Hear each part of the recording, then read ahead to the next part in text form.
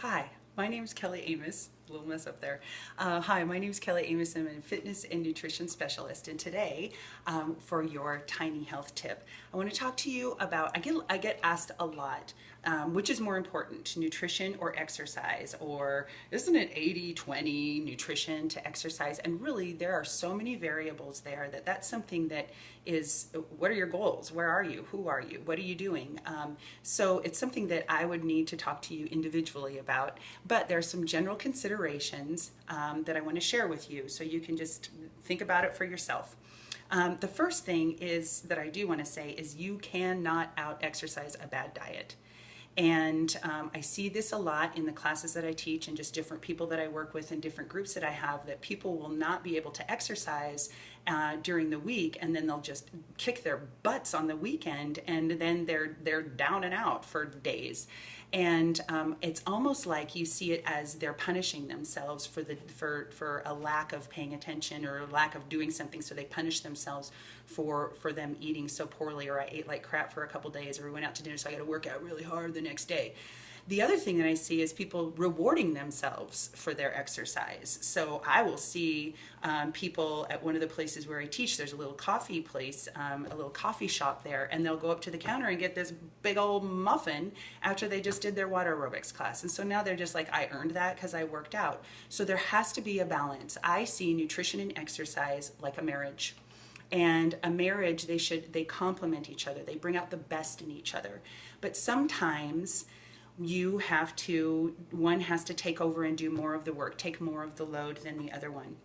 So again, they should bring out the best of each other. My husband is a head football coach, and when our kids were little, during football season, I was basically a single parent, and so I would take on more of the household responsibilities because he was gone all the time. And when he was home, we just needed to have our family time and not have him stop at the store on your way home at 7 o'clock at night, or clean the house on Saturday because that's the only time that you have with your children. So it really does need to be a balance. So if one part of you is I can't work out because I'm working long hours or something is up, or you're injured or something, then your nutrition really needs to be dialed in. And so again, they need to complement each other, and it's not an all or nothing thing. And the second thing that I want to talk about, it really depends on where you are and who you are. So if I'm working with somebody and they really are not, they don't have their nutrition dialed in and they don't have their exercise dialed in, you are the expert in your life. You know what you can fit in. So it might be for somebody that the exercise is just, that's too much to start meal planning and eating whole foods and thinking about when I'm eating what. That's overload. That's too much. So we will just take maybe the nutrition side and we'll start to incorporate some things that fit in. And so here's where behavior change and incorporating some healthy habits. Once those healthy habits are established, then we can grow and move on from there. For me, I was in college, and I was your typical college student. Plenty of pizzas, lots of beer. And I started teaching an aerobics class in the evenings, which I had no business doing, but I was hired to do it. And it was Monday through Thursday night, 6 o'clock. There were plenty of nights I didn't want to go do that, but I had to go to work. So what I had 4 months of consistency with exercise.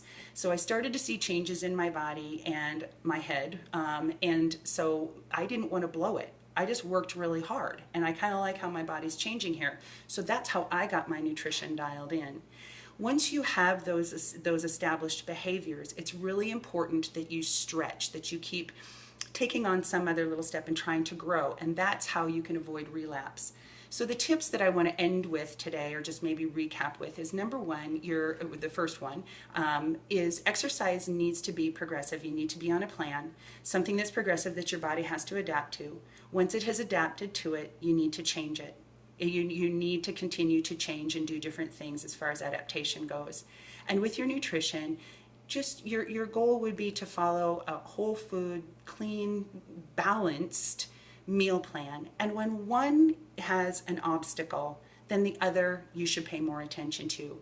I hope this was helpful. I am going to include a link in the comments section where you can schedule a 15-minute call with me. It's free because, again, this is a very individual thing. So you can just schedule a call with me, and then we can talk about where you are, and I can maybe give you some just personal tips. Okay? I hope you're having a great day, and I'll see you tomorrow.